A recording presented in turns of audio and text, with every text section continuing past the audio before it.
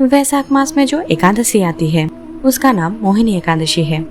इसका व्रत करने से मनुष्य सब पापों तथा दुखों से छूटकर मोहजाल से मुक्त हो जाता है। मैं आज आपको मोहिनी एकादशी व्रत की कथा सुनाती हूँ। ध्यानपूर्वक सुनिए। सरस्वती नदी के तट पर भद्रावती नाम की एक नगरी में द्युतिमान नामक चंद्रवंशी राजा राज करता था। वो धन धान्य से संपन्न व पुण्यवान था।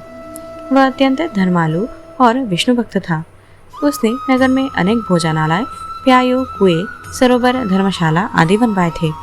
सड़कों पर आम, जामुन, नीम आदि के अनेक वृक्ष भी लगवाए थे। उसके 5 पुत्र थे, सुमना, सद्बुद्धि, मेधावी, सुकृति और धृष्टबुद्धि। इनमें से 5वां पुत्र धृष्टबुद्धि महापापी था। वो पितर आदि को नहीं मानता था। वो वेश्या दुराचारी मनुष्य की संगति में रहकर जुआ खेलता और पर स्त्री के साथ भोग विलास करता तथा मद्य मांस का सेवन करता था। इसी प्रकार अनेक कुकर्मों में वो पिता के धन को नष्ट करता रहता था। इन्हीं कारणों से त्रस्त होकर पिता ने उसे घर से निकाल दिया था। घर से बाहर निकलने के बाद वो अपने गहरे कपड़े बेचकर अपना निर्वाह करने लगा।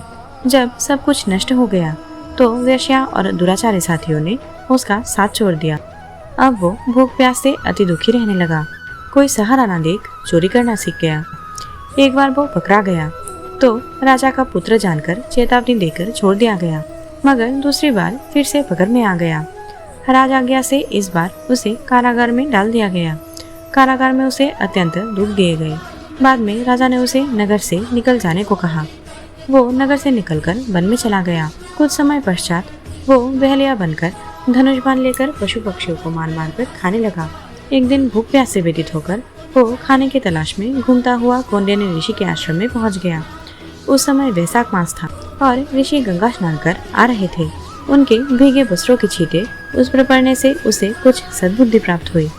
वो कौंडिन्य मुनि से हाथ जोड़कर कहने लगा कि हे मुनि, मैंने जीवन में बहुत पाप किए हैं। आप इन पापों से छूटने का कोई साधारण बिना धन का उपाय बताइए। उसके दिन वचन सुनकर मुनि ने प्रसन्न होकर कहा कि तुम वैशाख शुक्ल की मोहिनी नामक एकादशी का व्रत करो। इसमें समस्त पाप नष्ट हो जाएंगे। मुनि के वचन सुनकर वो अत्यंत प्रसन्न हुआ और उनके द्वारा बताए गए विधि के अनुसार व्रत किया। इस व्रत के प्रभाव से उसके सब पाप नष्ट हो गए और अंत में वो गरुड़ पर बैठकर विष्णु लोक को चला गया। इस व्रत से मोह आदि सब नष्ट हो जाते हैं। संसार में इस व्रत से श्रेष्ठ और कोई व्रत नहीं है। इसके महात्मा को पढ़ने से अथवा सुनने से 1000 गोदान का फल प्राप्त होता है। अगर आपको ये वीडियो अच्छी लगी तो एक लाइक करें और हमारे चैनल द होली डेज को जरूर सब्सक्राइब कर दीजिए। जय श्री राम, जय हनुमान।